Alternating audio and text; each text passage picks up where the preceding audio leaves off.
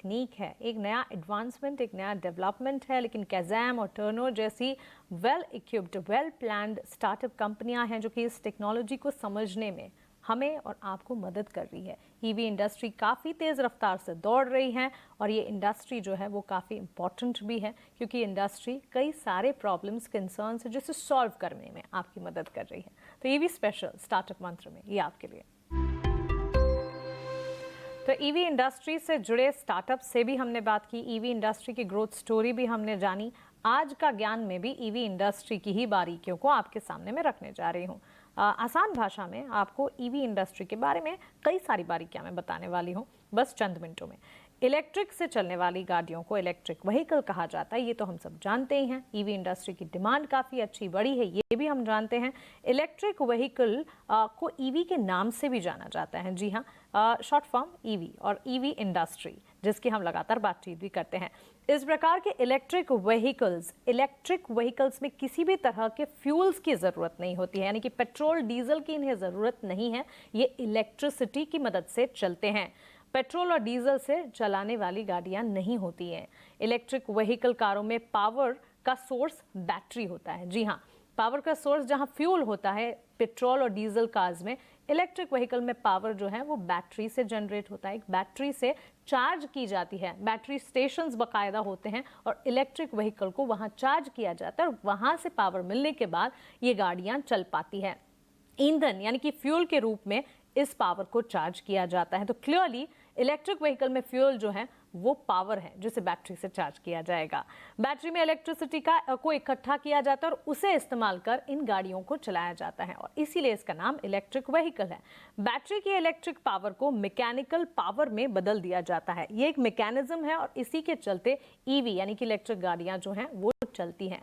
सबसे बड़ी बात यह है कि इलेक्ट्रिक व्हीकल के कई सारे फायदे और इसीलिए ईवीज की डिमांड लगातार बढ़ रही है और भारत में कई सारी ईवी से जुड़ी कंपनियां हैं, इलेक्ट्रिक व्हीकल और उसके अलावा इलेक्ट्रिक व्हीकल कंपोनेंट्स को बनाने वाली भी कंपनियां हैं और इन कंपनियों को काफ़ी हद तक इंपॉर्टेंस मिल रही है ओवरसीज मार्केट में भी, क्योंकि भारत की ईवी इंडस्ट्री जो है वो काफ़ी जल्दी से तेज़ी से बढ़ रही है और इसे रिकॉग्निशन मिल रहा है not only in India but overseas market में भी। अब कुछ मायने और कुछ बेनिफिट्स इलेक्ट्रिक व्हीकल के क्या है। सबसे पहले तो किसी भी तरह के ईंधन, किसी भी तरह के फ्यूल की रिक्वायरमेंट नहीं होती है और इसी के चलते काफ़ी हद तक पैसों और गैस और फ्यूल की बचत होती दिखेगी अगर आप ईवी यानी कि इलेक्ट्रिक व्हीकल का इस्तेमाल करेंगे।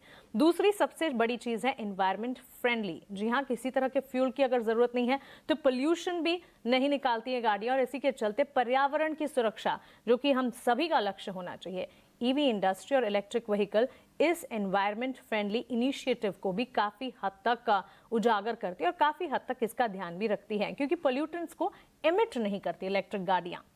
इसके अलावा मेंटेनेंस कॉस्ट जो है इसकी काफ़ी कम है। ईवी चार्जिंग स्टेशंस होते हैं, वहां जाकर गाड़ियों को चार्ज करना होता है और फ्यूल गाड़ियों के मुकाबले इनके मेंटेनेंस कॉस्ट जो है वो कम होते हैं। तो इसके चलते भी ये गाड़ियां या ये व्हीकल्स जो है वो काफ़ी हद तक फ़ायदेमंद हैं।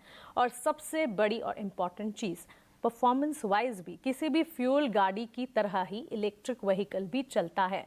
बस ये एक नई टेक्नोलॉजी है, इसे अडेप्ट करना और एक्सेप्ट करना होगा, क्योंकि हर मायने में इलेक्ट्रिक व्हीकल जो है पर्यावरण को बचाता है, काफ़ी हद तक इकोनॉमिकल है और साथ ही परफॉर्मेंस वाइज भी काफ़ी हद तक बेटर है। तो इलेक्ट्रिक व्हीकल इंडस्ट्री की बढ़ती ग्रोथ में लगातार हम देख रहे हैं ईवी इंडस्ट्री में कई सारे स्टार्टअप्स हैं जो कि आगे बढ़ रहे हैं और इसी के चलते ये खास सेगमेंट और ईवी एक खास थीम बन जाता है हमारे लिए इस सेगमेंट स्टार्टअप मंत्र में जानने के लिए।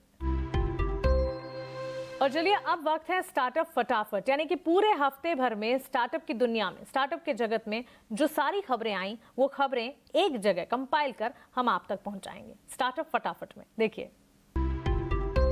जी बिल्कुल, हम लोग जो है स्टार्टअप फटाफट में आए हैं और यहाँ पे पूरे हफ्ते में क्या इंपॉर्टेंट स्टार्टअप न्यूज़ हुई है उस पर हम फोकस करने वाले हैं। इंपॉर्टेंट कमेंट्री आ रही है गवर्नमेंट से, जहाँ पे मिनिस्टर पीयूष गोयल ने कहा है कि स्टार्टअप्स में जो है कोई रेगुलेशन पे फोकस नहीं रहेगा, हैंड होल्डिंग पे रहेगा। तो एक टाइप से ये पॉजिटिव कमेंट्री है स्टार्टअप्स के लिए। इसके अलावा वेंचर इंटेलिजेंस की एक डेटा आई है जहाँ पे जो प्राइवेट इक्विटी और वेंचर कैपिटल की जो इन्वेस्टमेंट्स है, आप कह सकते हैं अप्रैल टू जून के क्वार्टर में वो जो है 33% गिर चुकी है। अब याद रखिए हमने पहले भी कहा था कि टेक में फंडिंग विंटर देखने मिल रही है, तो यहाँ पे फंडिंग भी कम होगी क्योंकि ब्याज दर ग्लोबली अभी भी हायर रेट साइड में और अभी रेट हाइक्स की जो है आशंका भी हो सकती है फेड के भी। इसके अलावा बायजूस फोकस में रहेगा और हर हफ्ते की तरह बायजूस में जो है यहाँ पे इम्पोर्टेंट डेवलपमेंट आ रहा है कि सुपरस्टार जो है बॉलीवुड के शाहरुख खान, उनका जो है एक हो सकता है बातचीत कि वो आगे जाते हुए पार्ट वेज कर सकते हैं, ये रिपोर्ट्स आ रही है। और ये सितंबर के मंथ में जो है उनका डील शाहरुख खान और बायजूस के साथ जो है वो कंप्लीट होने वाला है।